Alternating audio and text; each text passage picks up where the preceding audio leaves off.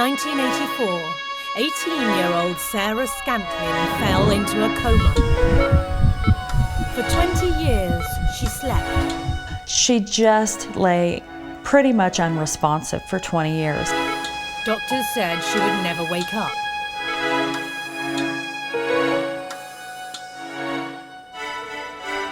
Then, in 2005, something extraordinary happened. For the first time in 20 years, Sarah spoke.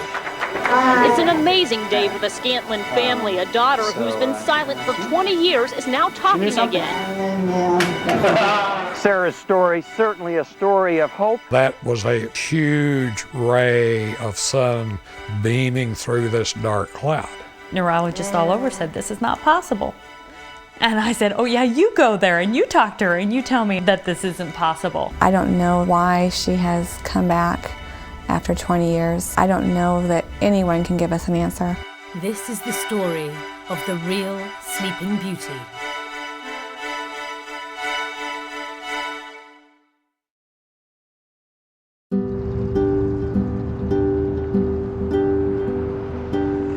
Hutchinson is a small town in Kansas, in the Midwest of America. It is an old farming community in a forgotten corner of this empty state. In a quiet suburb on the outskirts of town lies Golden Plains Nursing Home. It cares for 100 elderly and infirm residents. 51! It is also the home to a medical miracle. Sarah Scantlin defied medical convention when she woke after being in a coma-like state for 20 years. Her friends and family had given up all hope that she would return to them. Doctors had told them she was lost forever. We know that after about a year, you've kind of reached a plateau in your recovery process. There are small changes that can sometimes be significant to family members, but they are minimal. It's a lot like somebody very dear to you dies. It's the day before the funeral, and you never get to go. But incredibly, Sarah awoke after 20 years. Hello. Never before in medical history has somebody been in a coma-like state for so long and started speaking again.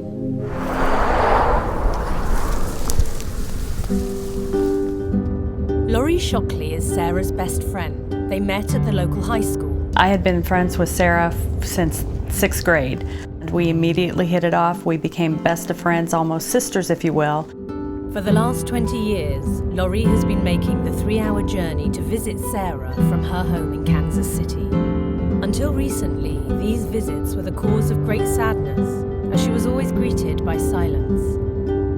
Over the course of the 20 years, I saw very little changes in Sarah. Every time I went to see her, I didn't expect to go in and see anything different. And that's one of the things I had to deal with in my own mind, is this is as good as it gets. Now that Sarah has woken, Laurie's best friend has been returned to her.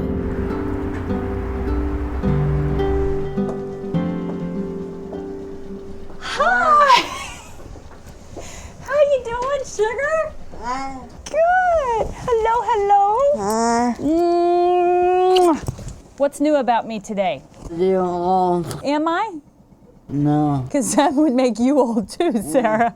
That's funny. Sarah. Did you notice I got new glasses? Yeah. Do you know why I have new glasses? No. Because I'm getting old. You're alone. Huh? You're alone. Yeah, I am. That's all right, I don't care. 20 years in a coma have dramatically affected Sarah's body. Her joints have seized and her voice is slurred as she is using muscles that have laid dormant for 2 decades. After 20 years of walking into her room to stone cold silence, to walk in her room and to hear her say, "Hi, Laurie." The Sarah that's here and with us today is very much the same Sarah that was with us 20 years ago. She can talk to you, and she can answer you, and she can tell you when she's mad, and If you write her a letter, she'll read every word of it. And those are the things that inspire me. Who's your best friend? Yeah. Who's my best friend? Me. I love you so much. I love you too. I know you do. Sarah and Laurie have a close friendship that has lasted nearly 30 years. But it is a relationship that was to change forever on one tragic evening in the autumn of 1984. I remember looking up and telling myself that it wasn't going to be that bad. She was going to be okay. She was going to be okay. And my next thought process was I needed to call her mom immediately.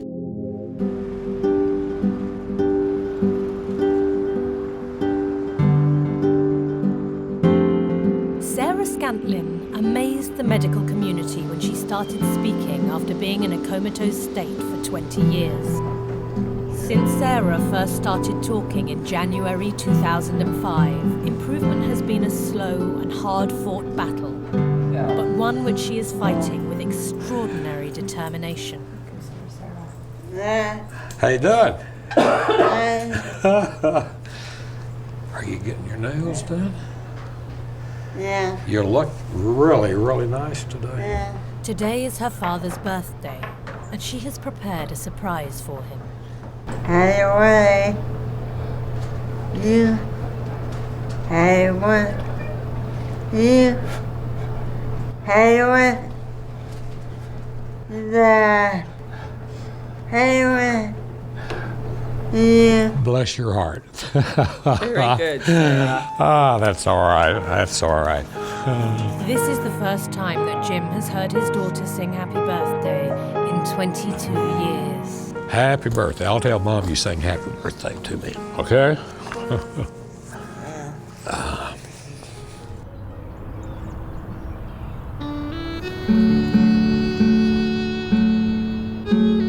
financial strain of looking after Sarah has left her parents almost bankrupt. They have sold the family home and live on a trailer park with the remainder of their possessions and memories of happier times.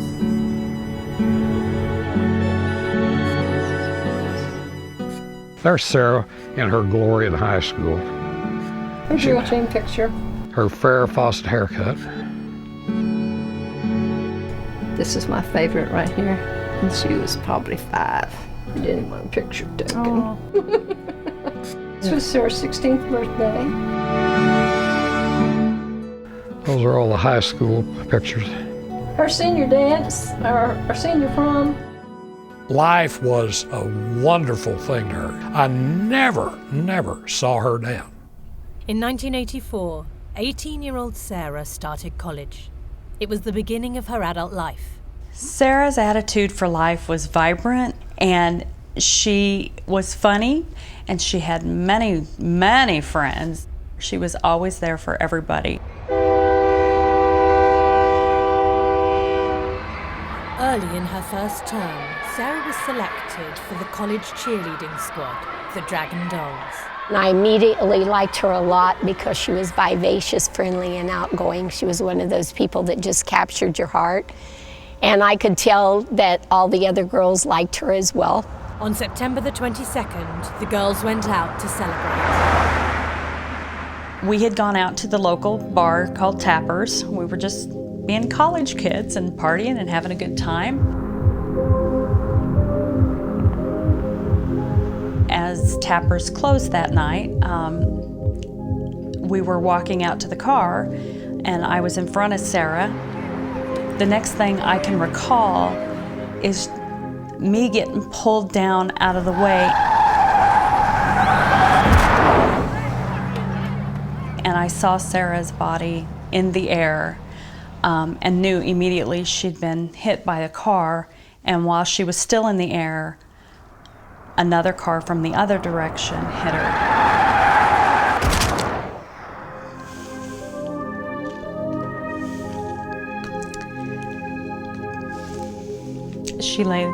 She lay lifeless in the middle of the road like a rag doll. And my next thought process was I needed to call her mom immediately. It was Lori, and she was crying. And she said, "Mom, Sarah's been hurt." Sarah's injuries were so serious that she had to be airlifted to a specialist emergency hospital 40 miles away in Wichita.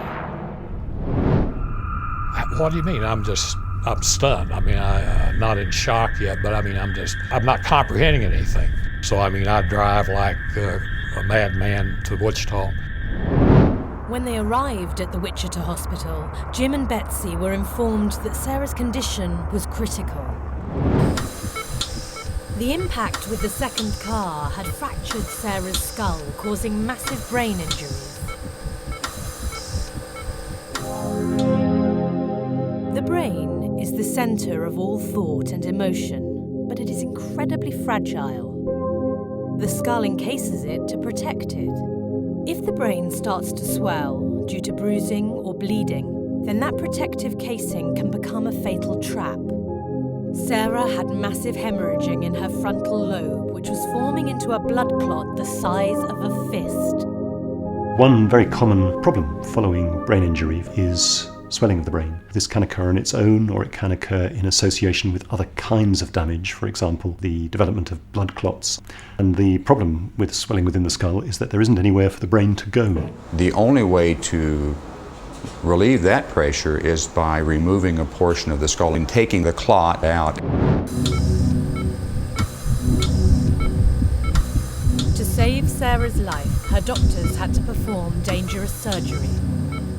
I was starting to lose it, and I started sobbing uncontrollably. I'm just scared to death. I was thinking, well, maybe she died and they just haven't told us yet. And they were in surgery forever, and it's well up into the morning before they come out. After the surgery had finished, Betsy and Jim were allowed in to see their daughter. What they faced was every parent's worst nightmare.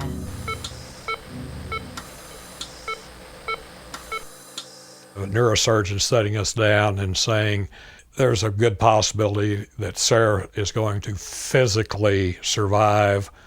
However, the brain was shattered, and Sarah, as we knew her, was dead.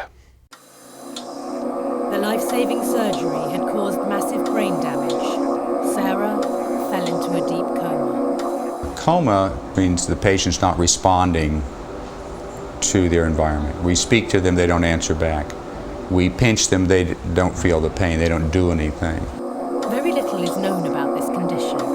Until recently, even leading doctors understood almost nothing about what was happening in coma patients' brains. Patients with brain injuries were kind of a mystic injury. You didn't really know what was going on in there. And it was pretty much just wait and see whether they lived or died, what kind of function there was going to be if they did live. Coma is a transient state that usually lasts no more than 6 weeks. Patients who have not awoken by this time either die or pass into what is known as a vegetative state. 6 weeks after her accident, this was the diagnosis given to Sarah. The vegetative state is a state of wakefulness without awareness, a state in which there's a sleep-wake cycle, but there's no evidence of communication. To measure the level of consciousness in brain-injured patients, doctors use a system called the Glasgow Coma Scale. What the Glasgow Coma Scale invites you to do is to look at 3 aspects of someone's behaviour to try to come up with a measure of their conscious level. And the scale gives you a score out of 15. Patients with a score of 8 or less are considered severe brain injuries. Tests on Sarah showed she was severely brain injured. She had a Glasgow Coma Scale of 5 or less because even after she left the hospital, she wasn't responsive. She wouldn't respond to her environment. The longer a patient has been in a coma-like state, the less their chance of recovery. If you've been in a vegetative state just for a matter of a week or 2, your chances of regaining awareness are pretty good. If you have been in a vegetative state for a year, your chances of regaining awareness are very low, of the order of a few percent at best. As the weeks turned to months, hopes that Sarah would ever wake up started to fade. She was transferred to the Golden Plains nursing home, where she would lay unresponsive for the next 20 years.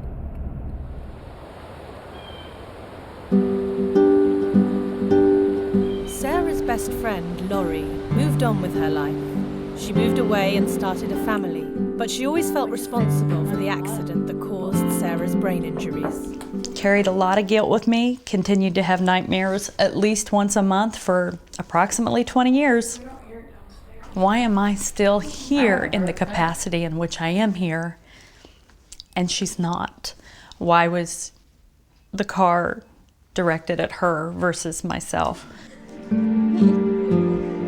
Sarah's doctors encouraged her friends and family to accept that she would be trapped in a vegetative state forever. Despite this, they tried desperately to wake her. Pictures, constantly putting pictures in front of her and saying, "Do you remember this?" in hopes that she's going to say, "Oh yeah, I remember that." Or music, and again, to no response. And efforts weren't just confined to her bedside. Her mother brought her here in a wheelchair, thinking if she saw the girls again, it was a part of the atmosphere, maybe it would bring something back in her. When she came, I looked in her eyes, and I thought she was gone. No matter what Sarah's parents or Laurie tried, they failed to elicit a response from her.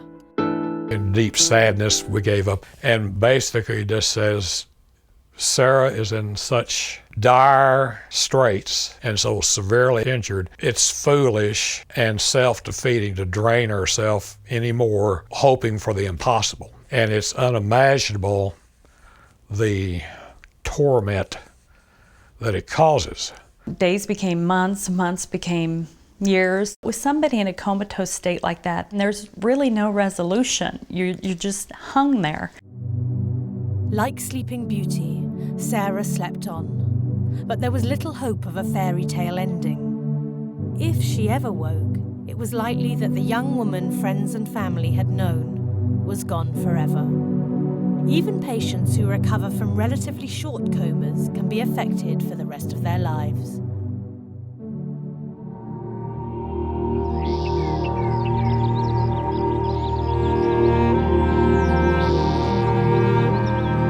On the other side of the Atlantic, in England, lives 28-year-old Shauna Thwaites.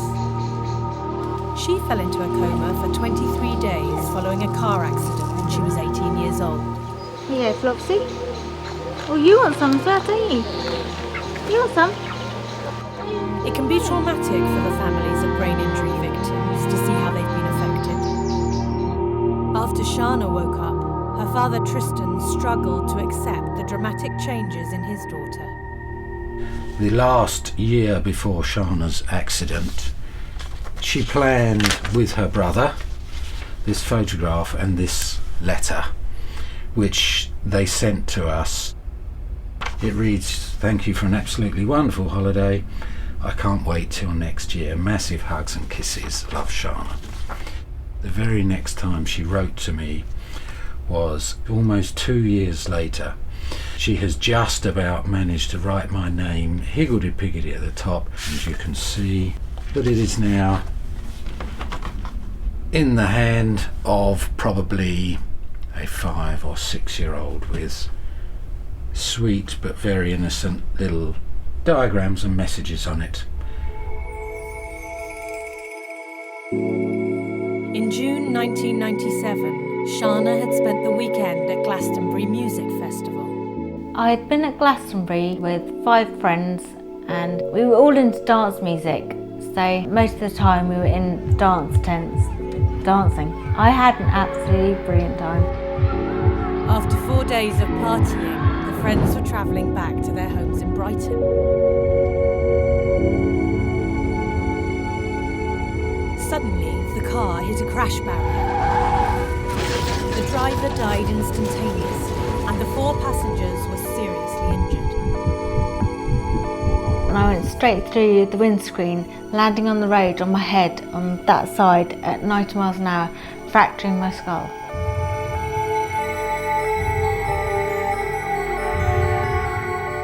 Shauna fell into a deep coma.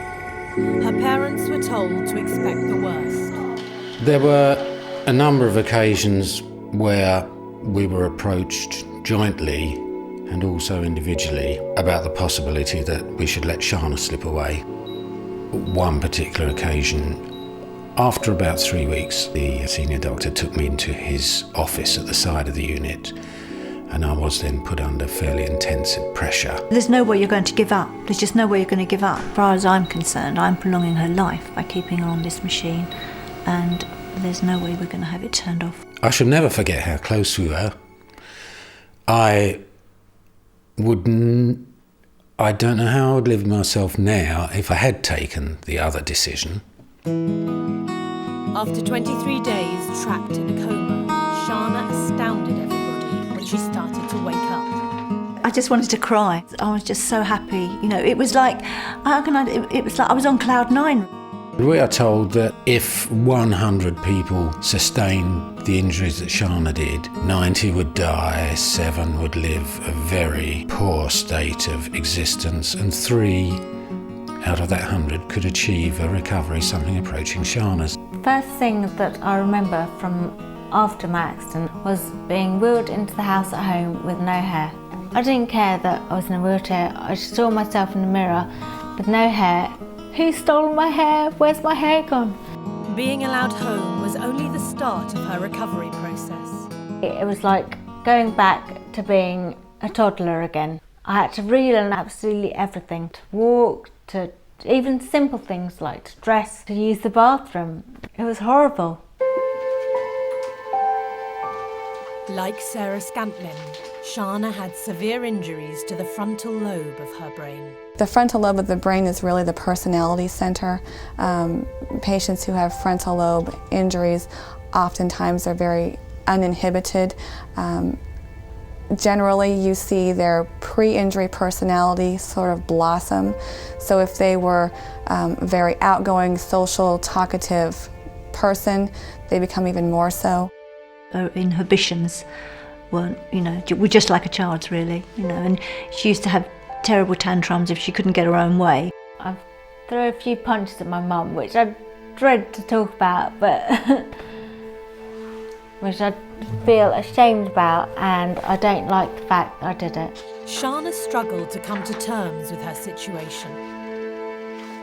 She had a couple of suicide attempts. One day she slashed her legs with a razor, and I just, it was so frightening. I just didn't know how to help her anymore. She most certainly was not the person, the daughter that we had before her accident.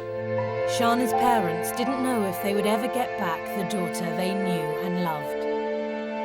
They realised Shauna, like all brain-injured patients, would need professional help to have any chance of making a full recovery.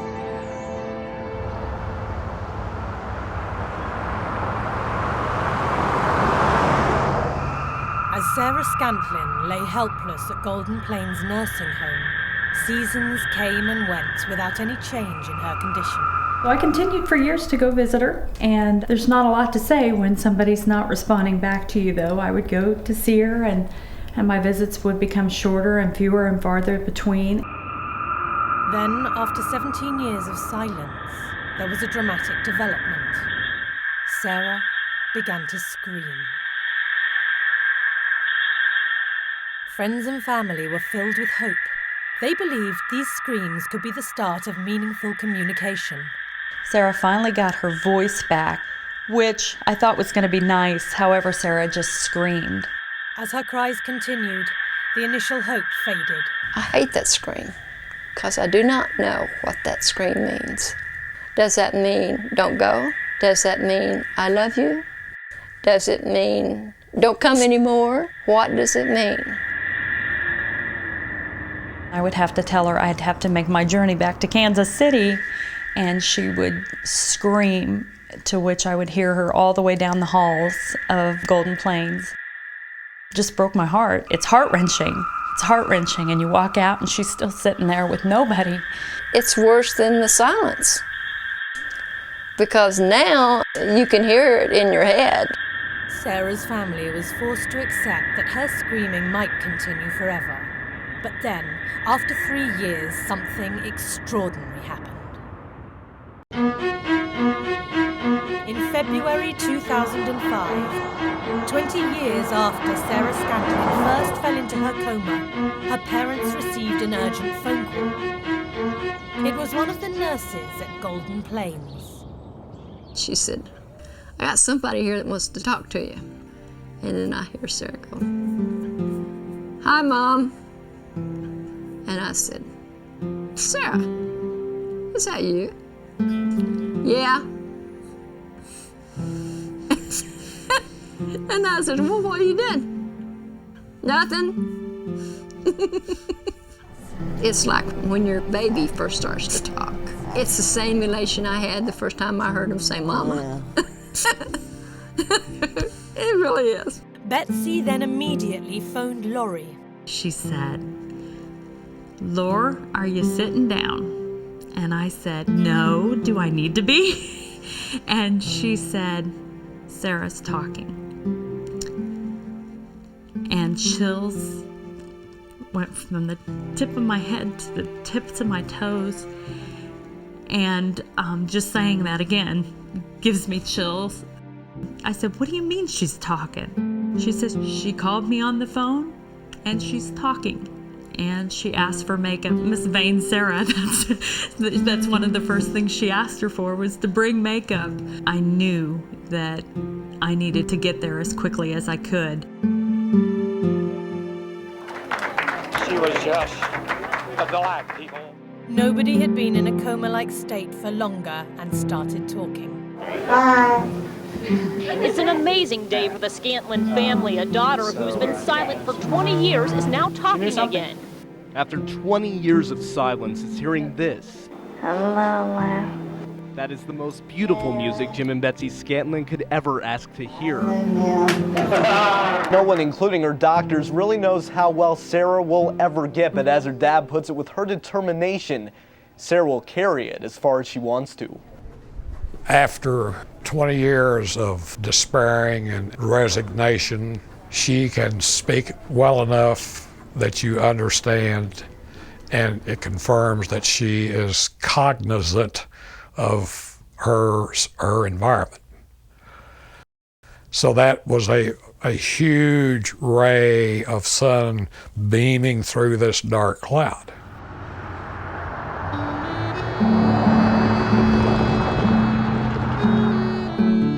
For years, Laurie has been haunted by what she witnessed the night of Sarah's horrific accident. She is visiting Sarah's parents to seek their advice on how she can move on at long last.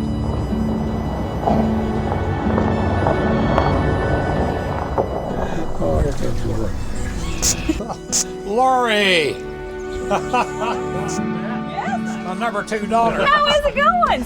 The relationships were warm enough between my family and her family that, you know, my relationship with her folks were Mom and Dad Scantlin. That's just how I know them. So good to see you. Oh, no.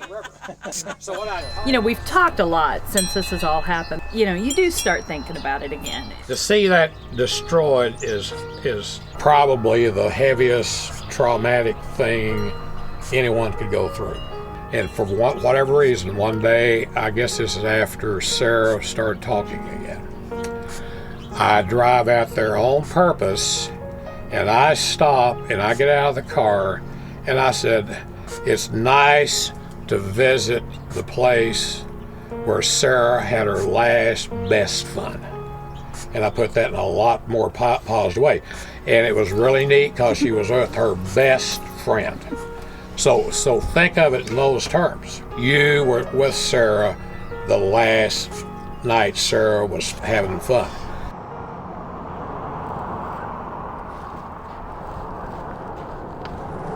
Hey. Who's here? You bet. Good to see my girl. How you doing? What? Fine. Good. Sarah's emergence, after 2 decades, was like a fairy tale. Doctors were baffled by her recovery. That's a lot better. Sarah's case is certainly unique in that most patients with her severe head injury that are comatose for those 20 years don't have the recovery that she has had. She is doing things that we can't explain. There's no medical reason, to my knowledge, that Sarah should be talking today. I don't think there's an answer for it, and I can't give you that answer. I think Sarah laid there long enough. She said, I am getting sick and tired of this, and put her entire being into this urge that I am going to get through this blackness in this impossible maze. I'm going to find an exit. I think the intriguing part about all of this is nobody knows the answers. Closer examination of Sarah's brain scans makes her newfound ability to talk even more extraordinary. When the surgeons removed the blood clot that threatened to kill her, they had to destroy part of the frontal lobe of her brain. So this is a CAT scan of Sarah's brain performed a couple of years ago, which shows that there is quite extensive damage to the front of the left side of the brain. This damage is likely to include Broca's area, the language area at the front of the brain, which is required for processing fluent speech. Incredibly, Sarah was able to regain the power of speech with this part of the brain destroyed.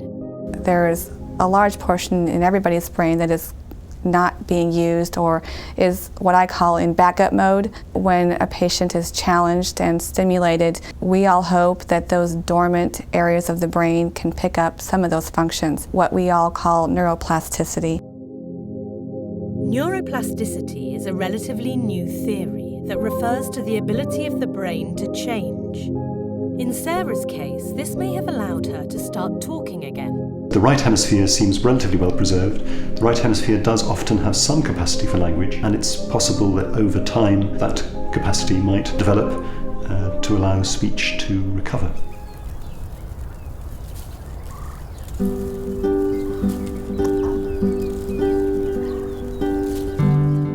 Sarah is now a 41-year-old woman, but she still has the same love of makeup that she did as a teenager. What colours do you like to wear? What eyeshadow colour do you like? Pink. Pink, yeah. That color all right for your blush? Yeah. Okay. The reality is that Sarah still believes she is a teenager. People who have woken from long-term comas often have a distorted view of the passage of time. Tell me your date of birth and the year. May 2nd. May 2nd, which year? 1966. Yeah. Tell me how old you are. 90. Is that 19? Yeah. I don't think she really grasped the time thing. I think that in this 20 years seems like yesterday to her. She just looks in question like, how is this possible that you have 4 children? And you can tell there's a question there in her mind that she just can't quite put it together. The idea that someone suddenly wakes up from a coma and is normal again is only what you see in television dramas. You have your old memories from many years ago that are ingrained in your head, but the recent new learning tends to be a struggle.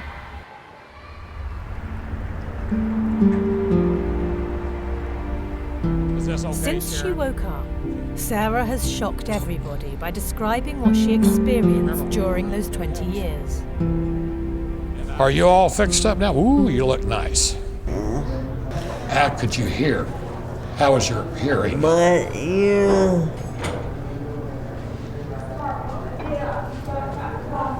forget. But you couldn't see as well. No. Yeah. Sarah also claims to remember events that happened whilst she was in her coma. Do you remember about what somebody says 9/11? What's that mean? It was a bad deal. It was a bad deal. What hit those buildings? Plane. A plane, exactly. What did it do to a lot of people? Yeah, kill them, that's right. Yeah. Based on this apparent level of awareness, doctors now believe that Sarah was in what is called a minimally conscious state, or MCS. The minimally conscious state is a state in which there is some early evidence of recovery, some attempt to communicate on the patient's part, some evidence of purposeful action. Clearly there was a lot of sensory intake coming in. She just wasn't able to express outwardly what was going on. MCS is a recently described condition. There was no name for it when Sarah first fell into her coma. This formation of a new diagnosis was controversial. It raised the spectre that patients like Sarah had been written off too quickly. Can you imagine having a high level or a level of awareness and not being able to express it? I said, to me, it would be like being, you remember when you was a kid and you'd have a nightmare and you couldn't quite get out of it? After 20 years asleep, Sarah's emergence was not a fairy tale ending. She is still suffering the effects of her severe injuries. Now her challenge is to see how far she can recover.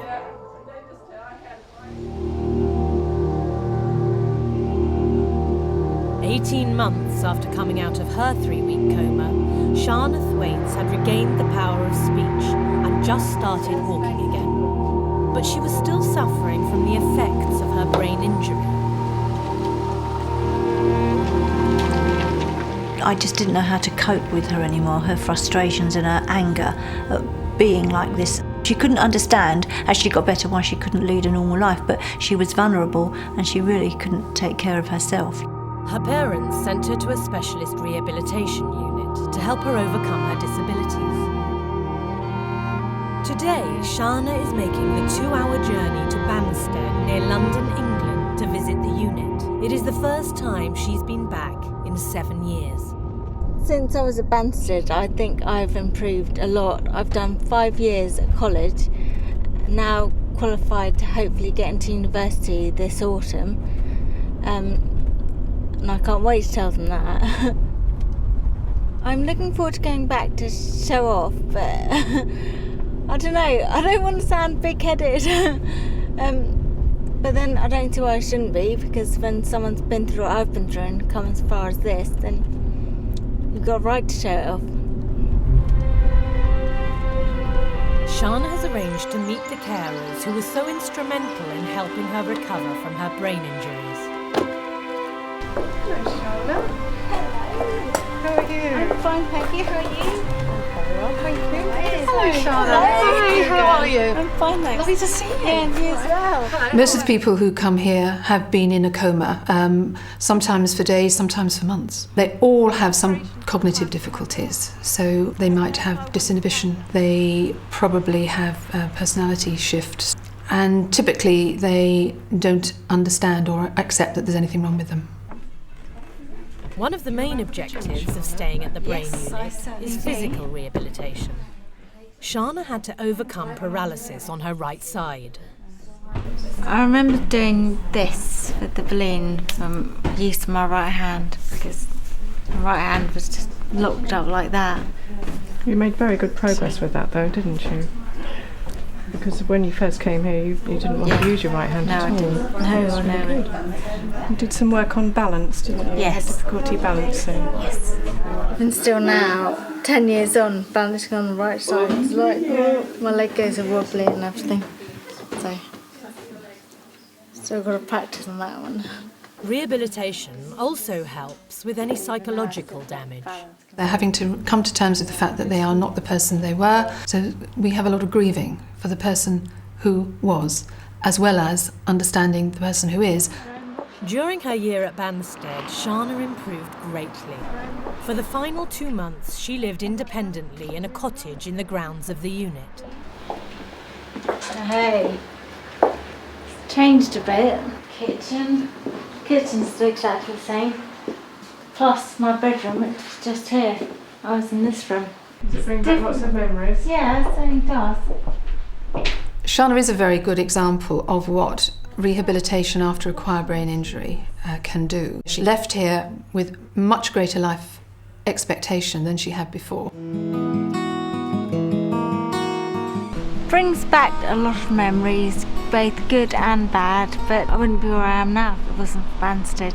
So it's helped me come on this far. It's great to see how well she's progressed. It's absolutely fantastic.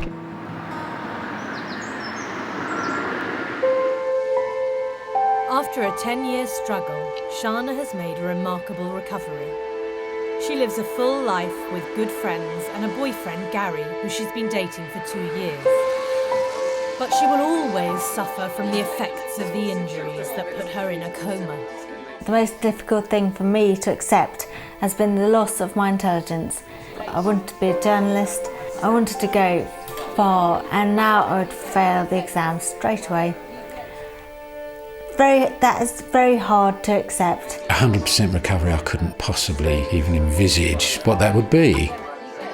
If you mean 100% recovery to the person she was before, then no, we won't experience that. But we have another daughter now, a different person, and she's 100% the person she is. Shauna took years of rehabilitation to recover from her 23-day coma. After 20 years in a minimally conscious state, Sarah Scantlin faces a much greater battle of recovery.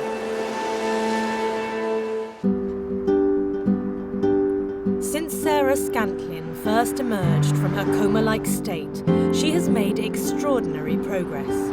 You are my only. You make me happy when you'll never know, dear, how much I love you. Please don't take the highway. That's right. Who's my sunshine? Me. Sarah's mind has broken free from her coma, but her body still suffers the effects of being unable to move for 20 years. Her nursing home provides physical therapy 3 times a week. There you go. Doctors have decided Sarah's first big goal is to feed herself again. Of course, that might not be as tasty as the applesauce. Sarah is improving by small steps, but they will give her greater independence. There you go. How many more? 2 more or 3 more? How many you have? What color is that you're picking up, Sarah? And she's a good patient, very good patient, because she is determined. Is that right, Sarah? Yeah. We have to keep on working with her. You know, it's 20 years. You can't do it just within a few months. It'll take some time. And I think she's doing really good. Yeah. Golden Plains is not a specialist unit. To help Sarah move forward, her parents are organising for her to attend a specialist brain injury centre run by Dr. Linda Ladisick. When Sarah comes for her rehabilitation, she will have comprehensive therapies. We primarily use 3 disciplines: physical, occupational, and speech therapy. It mostly comes down to hard work and therapy expertise, finding out what she can do, finding out ways to allow her to do as much as she can herself. As someone who is very close to her age, I could see where she was at 18 and where I was at 18 and how life-changing it was for someone who had so many goals and ambitions, and the family had dreams for her, and these last 20 years had not been what they had prepared for.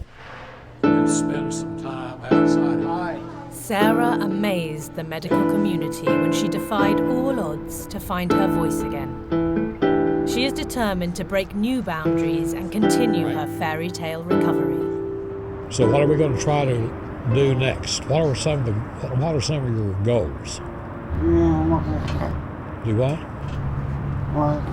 Walk. Oh, well, it's a big one. Well, all the more.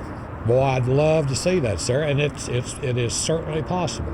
Besides walking, and boy, that's a big one. That's great. What else you want to try to do? Give me another one. You want to do what? Say it again. You want to walk, all right? Okay, but are there other things? Go home, yeah, I know that. Wow. You have to Oh, Sarah, you're just great. I'm sure glad you're in my life. You're the best. I couldn't have found a better daughter. Sarah has proved to all of us that there's hope. The mindset was that she would lay lifeless the rest of her life. And the fact that she can talk and can communicate is a miraculous story of hope. I thought she was condemned for 20 years, and now we've had this ray of sunlight, and Sarah will take it as far as Sarah can take it. I'll guarantee you that. You've just surprised the world, and I'm betting the dollar you're going to do more and more and more. There's nothing that Sarah can't do.